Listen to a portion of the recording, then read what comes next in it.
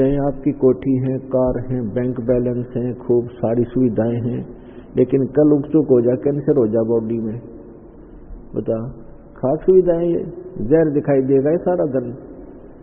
तो बच्चों यहाँ से निकलने की चेष्टा करो जितना हो सकती है। तो क्या बताते हैं परमात्मा, कहते हैं कि साईं इतना दीजिए जिसमें कुटुंब समावे, हम भी भूखे ना रहे, अतिथि ना भूखा जाए। एक रिहर्सल करके दिखाई दाता ने। परमात्मा कबीर जी तत्व ज्ञान सुनाया करते थे, सच्चाई बताया करते थे और कहा करते थे कि 3 देव की जो करते भक्ति, इनकी कदे ना हो मुक्ति। उधर से परमात्मा मुसलमानों को भी कहा करते थे कि हिंदू हदीरे पूजही और मुस्लिम पूजे घोर, कहे कबीर दोनों की अकल में ले गए हैं चोर। हिंदुओं के गुरुओं को, मुसलमानों के मुल्ला और पीर काजियों को परमात्मा कहा करते कि ये दोनों ही तुम्हें मिसगाइड किए हुए हैं, इनको ज्ञान नहीं है, ये परमात्मा से परिचित नहीं है, और जो साधना तुम्हें करनी चाहिए इनको स्वयं ही मालूम नहीं है, तुम्हें मिसगाइड किए हुए हैं। इन बातों से दोनों ही दुखी हो गए। भगवान को पहले तो बहुत सताया, कबीर साहब को मारने की चेष्टा की, बहुत तंग किया, कोई बदमाश भेजकर उनको पीटना चाहा, मरवाना चाहा, नहीं सफल हुए। जब सब कुछ करके थक गए तब अंत में उन्होंने एक स्कीम बनाई, हिंदुओं के गुरुओं ने और मुसलमानों के काजी और मुल्लाओं ने, कि ना ये मारे से मर रहा है और हमारी सब बिगाड़ करता जा रहा है, हमारा समाज से ये रोजी रोटी का धंधा बंद करवाने जा रहा है, ये ऐसी ऐसी बातें करता है, लोगों को जल्दी स्वीकार्य हो जाती हैं, इसका ऐसा करो कि ये काशी छोड़कर भाग जाए। सब ने मिलकर एक स्कीम बनाई कि झूठी चिट्ठियां लिख दी भारतवर्ष के सभी साधु संत फकीरों के डेरों में, और लिख दिया कि कबीर नाम का व्यक्ति जो काशी में रहता है 3 दिन का भंडारा करेगा और सभी अपने शिष्यों समेत आना है, और ये प्रत्येक भोजन के उपरांत एक असरफी देगा, एक दोहर देगा। असरफी सोने की यानी 10 ग्राम सोना एक बार में देगा, और एक दोहर बहुत अच्छा सुंदर कंबल टाइप होती थी, पहले खद्दर की होती थी, दोहर सबसे अच्छा कंबल माना जाता था, सबसे अच्छा, तो दोहर देगा और सभी आना। अब इस लालच में सभी मंडलेश्वर अपने छोटे बड़े बीमार रोगी सब चेलों को ले आए। कहने का भाव ये है कि निश्चित तिथि जो रखी थी उस दिन 18 लाख साधु संत और काशी के सारे इकट्ठे होकर काशी का चूल्हा नोट कर रखा था, वो सभी उस काशी के बाजार में, काशी के शहर के आसपास बाहर खड़े हो गए। रविदास जी सुबह सुबह आए घूमने के लिए, उन्होंने पूछा भी महात्माओं आज कोई समागम है क्या? उससे पहले 1-2 ने और पूछ लिया था उन महात्माओं से, बाहर से आए हुए से, कि तुम कैसे आए हो? तो वो कहने लगे, अरे काशी वालों तुम कौन सी दुनिया में रहते हो, हमसे पूछ रहे हो, तुम्हें मालूम नहीं कि कबीर नाम का कोई व्यक्ति है, कबीर दुल्हा, और वो भंडारा करेगा, इसलिए आए हम। रविदास जी ने सोचा भाई कोई गड़बड़ कर दी नगर निकलना ने, किसी ने गड़बड़ कर दी, झूठी चिट्ठी पाओगे। कहने लगा आपके पास कोई पत्र गया है? रविदास जी ने पूछा, हाँ। सब ने बताया कि पत्र गया हमारे पास, ये देखो पत्र है हमारे पास, 3 दिन का भंडारा है, और प्रत्येक भंडारे में, प्रत्येक भोजन में एक असरफी मिलेगी और एक दोहर मिलेगी। रविदास जी तो समझ गया, उनकी चाल थी, चाल है लोगों ने, ये तो सफल हो गया आज अपनी चाल में। रविदास जी पहुंचे कबीर साहब की झोंपड़ी पर और जाके सारा वृत्तांत बताया। तो कबीर साहब ने कहा कि बैठ जा भक्त, आजा, कुंडी लगा ले, भीतर बैठ जा।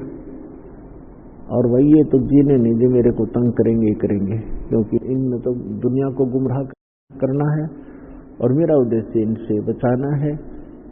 और ये ज्यादा है, मैं अकेला हूँ और आज का दिन काट लूं। और रविदास रात में मैं अपने मुंह बोले माता पिता, वो बोले बच्चों को साथ लेकर नगरी त्याग दूंगा। ये चाहते यही है कि ये भाग जाए यहाँ से, ये रिलीफ महसूस कर लेंगे, मैं चला जाऊंगा। अब ये तो ऐसे दुखी रखेंगे ही रखेंगे। बैठ जा तू, बैठ जा। अंदर बैठा लिया, अंदर से दरवाजा बंद कर लिया। उधर से परमात्मा गए सतलोक के अंदर। कबीर साहब एक रूप में वहां बैठे हैं, भजन करते दिखाई दे रहे। और वहां से टेलीफोन कर दिया ऊपर कि तैयार करो 9 लाख बैलों के ऊपर बने बनाए भोजन, असरफी, मोहर, दोहर सब कुछ तैयार करो। वहां पहुंचे तो 9 लाख छोड़ असंख्यों बैल बन के खड़े हो गए हंस भक्त, और उनके ऊपर लाज दिया सामान सारा और कहा ले जाओ जितना चाहिए भगवान, आपका आदेश अनुसार तैयार है। उनमें से 9 लाख बैलों के ऊपर भरा हुआ जलेबी, कचौड़ी, पूरी, सारा कुछ, लड्डू, बर्फी, बालूशाही और दोहर, मोहर सब कुछ ठोक के, और काशी के चौपड़ के बाजार के में तंबू लगा दिए, टेंट, सफेद टाइप के टेंट।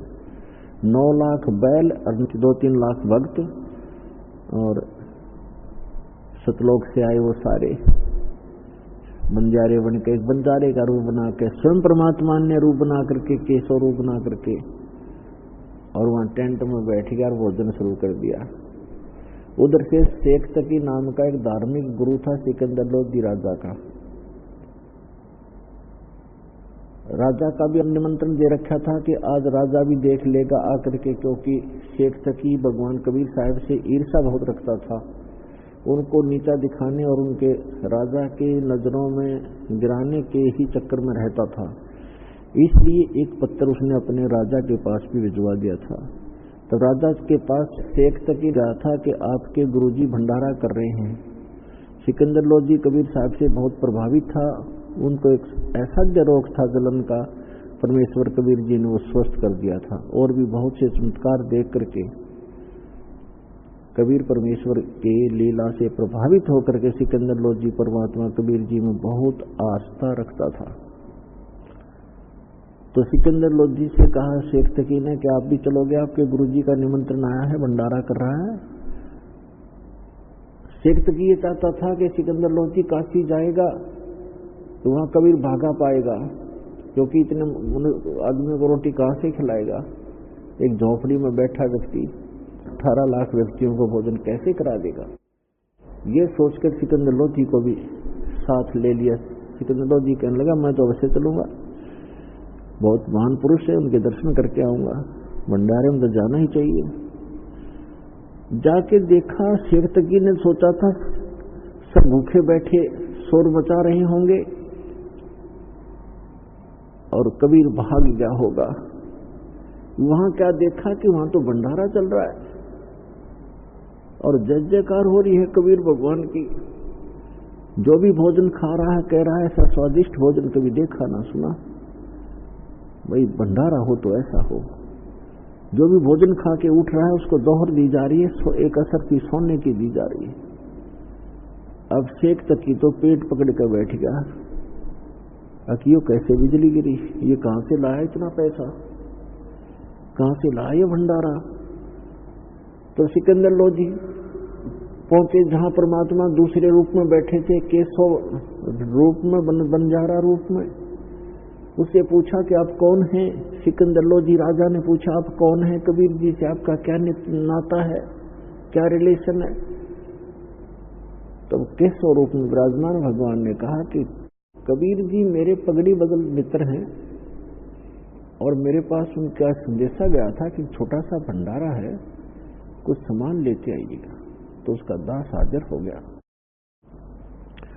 अब शेख तकी के पैर तरह की धरती निकलेगी कि ये इसने छोटा सा भंडारा कहें, 18 लाख आदमी खान लाग रहे, लड्डू जलेबी कचौड़ी और पकौड़ी जो मांगे खाद्य पदार्थ हाजिर हो रहा है और असरफी दे रहा है, दौड़ दे रहा है, इसको छोटा सा भंडारा कह रहे।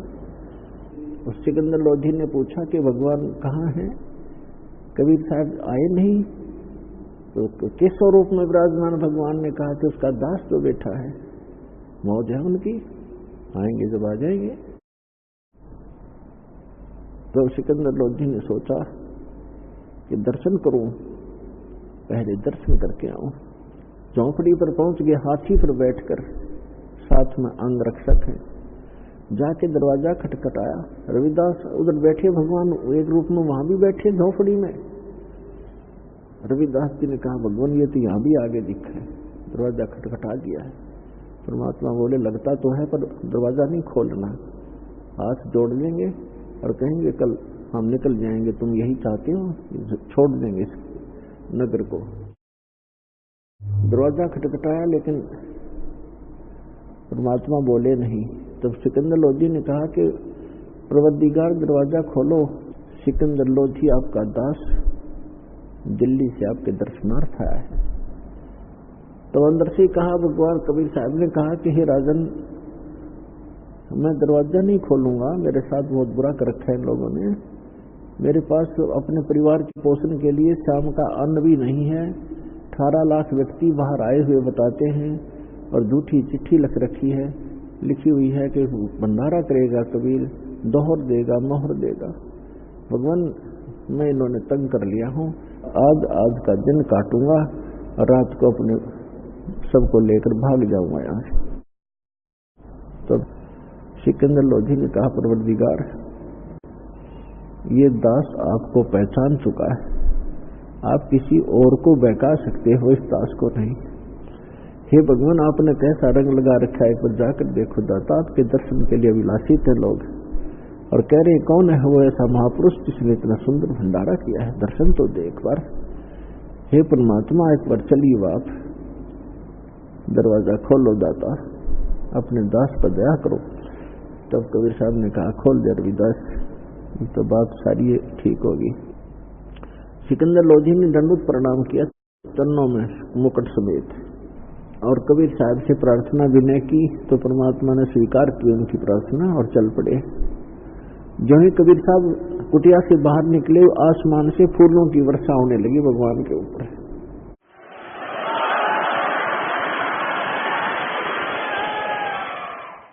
और रविदास जी को और कबीर साहब को सिकंदर लोधी ने अपने ही हाथी की अंबारी में बैठा लिया ऊपर। रविदास जी चंवर कर रहे थे भगवान कबीर साहब के ऊपर। तब सिकंदर लोधी ने कहा कि भक्त आप तो रोज ही सेवा करते हो, दास को सेवा का मौका दो। दिल्ली का बादशाह भगवान के ऊपर एक सेवादार की तरह चंवर कर रहा है और कबीर साहब बैठे हैं और हाथी पूरे मेले में प्रवेश कर जाता है।